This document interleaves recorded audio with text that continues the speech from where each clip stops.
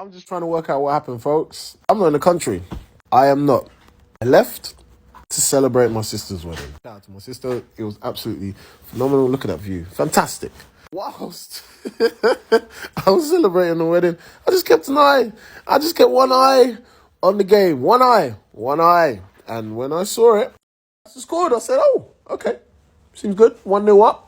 Everything seems to be moving swimmingly well. Oh boy, was I wrong. Because after I finished my speech, I sat back down and I took note of how I was feeling at that moment. I said, you know what, let me just try and check. Let me see the score, because we're an hour ahead as well. So let me see the score. Would you look at that? Would you look at that? All right, cool. You got an assist. But would you look at that? Look at that. I haven't even gone into the interviews. I haven't watched any of the interviews. I haven't listened to anything. I don't know what's happened. Well, what I will say on the matter is that this team is now throwing away the whole season in the last few games, and I get it. I get it. You're in a European semi-freaking final. I get it. We support our team through thick and thin. I made a video yesterday or the day before. I am sick and tired of each season where we start strong or we start off a little mediocre, then we get strong, and then it's like, yeah, okay, cool, we're going for it. And then towards the end, we just taper off. We just fizzle into the wind. So that's why you get people like Evra will talk about, oh yeah, Arsenal was like a Netflix season or whatever. You know what, it's going to get a program on Netflix, whatever shit it was. This is why people get onto us, because we get carried away with emotion. We do. However, it's so annoying, as an Arsenal fan, it's so annoying to watch your team play best football. Defend the best. One of the defend. Look at me the other day. Oh, yeah, Arsenal, we got one of the best defence. Look at them, leaking goals. From what? From one of our biggest strengths, our set pieces. Our set pieces, we're leaking goals now. We used to be the ones that would score goals. Now, teams are scoring goals against us. They sussed us out. What are you going to do next? What are you going to do next? I'm telling you this now. This game is like literally career defining for this man, because if he does not get us to the final, if we lose after this, we lost to Bournemouth, we drew to Brentford or whatever, he's all won his head. I'm telling you this now. The fans, his fans will won his head. I'm not saying Arteta out. I'm not saying it. But it's so frustrating going through the whole season emotionally. I've been probably more involved in the season that I have for many years. So it hurts. It hurts when I watch this. I didn't even watch the game. I'm going to watch the highlights now. I'm going to watch them now. Let's watch it now. Yeah, so we got parts. Bearing in mind, I looked at the lineup. That's the strongest team. That is our current strongest team. And we struggled against Bournemouth. Or I don't know if we got outplayed, but we lost to Bournemouth. And I did see a snapshot. I saw a snapshot of the second goal, Evan Nielsen's goal. And who was marking him? Odegaard. What kind of marking is that? Okay. So it was an early chance there. That was a good ball. Martinelli. Yeah, thinks it up. Oof. I was kept on playing for them. Okay, Declan Rice. Is he like playing up front? Good ball. Decent goal. Alright. Semenyo. Okay. That was basic shit.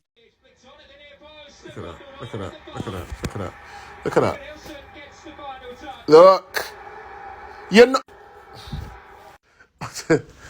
not even marking. You're not even facing the play.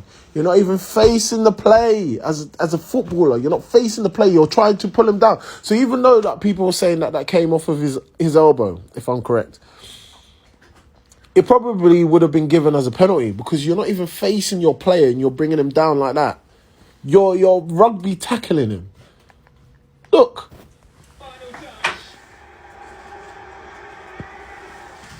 Look. Where's he looking at the ball? Where's he looking at the ball? Where are you looking at the ball? How can you see it from there? You can't. You can't see it from there. It's basics. So this is what I'm saying. Like, you're giving This has been a long run. You're giving players a captain's armband, and this is what I try and protect you. I try and protect these players. But when you put in little things like that, you make mistakes like that, we have to question it. Because captains don't do shit like that. You lead by example. You lead by example. 2-1's the final score. Like I said, you're playing your strongest squad. You're not resting your players. You're asking for trouble. Now look at the table. Look at the Premier League table. And you tell me, Man City have had one of their shittest seasons and they're now 4 points away from us. We was clear. Look how far Liverpool are, 82 points or whatever. 167. We should be in our 70s. We should be in at least mid-70s points at least. So it's a poor way to end the season. So now you've put more pressure on yourselves as a team going into the second leg when you're 1-0 down to PSG. So then this is why I understand when certain fans get upset or they get emotional. Because we're watching it with our own eyes and we're like, fucking hell, mate, take a risk. Why is Wanyeri coming on again at 87 minutes or whatever? What is he going to do? You're going to rely on Saka again and again, or Martinelli, when Martinelli does the same thing. And you got to hope and pray that he has one of these tip-top Brazilian performances to get us through to the final. The board really need to have a look at it. Arteta really needs to hammer down and say, you know what? This is my final season. This will probably be my final season here. I need the money to go out and buy these players because look how thin our squad is.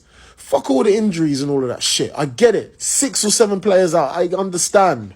But then when you had a January transfer window to bring someone in, this is where you have to start asking questions. And then when I'm watching these players that play against us that we could have just brought in just to fill in the gaps for the time being, they would have done wonders. Kudos. Semenyo, I've said it for time. I said, bring these men in. Even the brother who scored against us for Bournemouth, the centre-back, he's cold. Houston or whatever his name is. You're letting these players go. Rafinha's Ballon d'Or. He's nearly on a Ballon d'Or. I said, yeah, get him in. Oh, no, well, we got Martinelli. Fuck all of that shit, man. Be ruthless. Take risks. Fuck's sake. So I get it. I absolutely get it. From Lee to Turkish and all of that. Because them, man, actually go to the games. They spend the hard-earned money. Why the fuck? Yeah. Anyways. Jesus Christ, man. Bournemouth have beaten us twice this season. Bournemouth. But we can go to the Bernabeu and slap up Real Madrid. Make it make sense, people. Happy Sunday.